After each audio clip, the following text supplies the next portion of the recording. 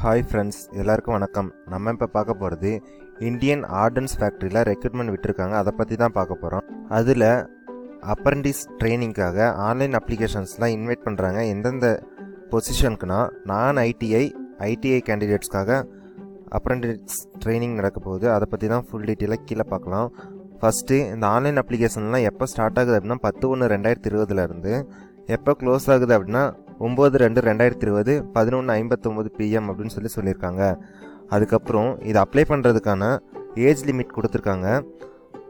15 வயசுலேருந்து 24 வயசுக்குள்ளே இருக்கவங்க மட்டும்தான் அப்ளை பண்ண முடியும் அப்படின்னு சொல்லியிருக்காங்க. அதுக்கடுத்து கேட்டகரி வைஸ் ஏஜ் ரிலாக்ஸேஷன் கொடுத்துருக்காங்க. அதுக்கு இந்த டேபிளை பார்த்து தெரிஞ்சுக்கோங்க. ஃபஸ்ட்டு SC/ST கேண்டிடேட்டே இருந்தால் 5 வருஷம் ஏஜ் ரிலாக்ஸேஷன் கொடுத்துருக்காங்க. OBC கேண்டிடேட்டாக இருந்தால் 3 வருஷம் கொடுத்துருக்காங்க. அடுத்தது physically handicapped, physically challenged, differently abled கேண்டிடேட்ஸாக இருந்தால் அவங்களுக்கு அடிஷ்னலாக 10 இயர்ஸ்னு சொல்லியிருக்காங்க. அதுக்கடுத்து நான் ஐடி கேட்டகரியில் உள்ளவங்க 10th முடிச்சிருக்கணும், அதில் 50% மார்க் எடுத்துருக்கணும் அப்படின்னு சொல்கிறாங்க. அதுலேயும் 40% மேக்ஸ்லேயும் சயின்ஸ்லேயும் எடுத்துருக்கணும்னு சொல்கிறாங்க. ஐடிஐ கேட்டகரியில் உள்ளவங்க 10th முடிச்சுட்டு ஐடிஐ முடிச்சிருக்கணும் அப்படின்னு சொல்கிறாங்க. அதுக்கெலாம் மினிமம் 50% ஆஃப் மார்க் இருக்கணும் அப்படின்னு சொல்கிறாங்க. அதுக்கடுத்து இதுக்கு எப்படி அப்ளை பண்ணலாம், இதில் எதில் போய் பார்க்கலாம் அப்படிங்கிற லிங்க்கை கொடுத்துருக்காங்க. இந்த லிங்க்கை நாங்கள் டிஸ்கிரிப்ஷனில் தரோம், அதில் போய் தெரிஞ்சுக்கோங்க. அதுக்கடுத்து எப்படி அப்ளை பண்ணோம் அப்படின்னா அதுக்கான அஃபிஷியல் வெப்சைட் லிங்க் கொடுத்துருக்காங்க.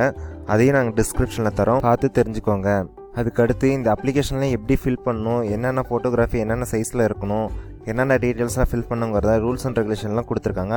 அதுக்கு 1 by 1 படித்து தெரிஞ்சுக்கோங்க.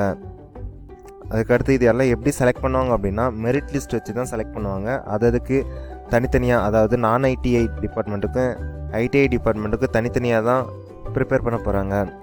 அதாவது மினிமம் எவ்வளோ ஸ்டைஃபண்ட் தருவாங்க அப்படின்னு சொல்லியிருக்காங்க.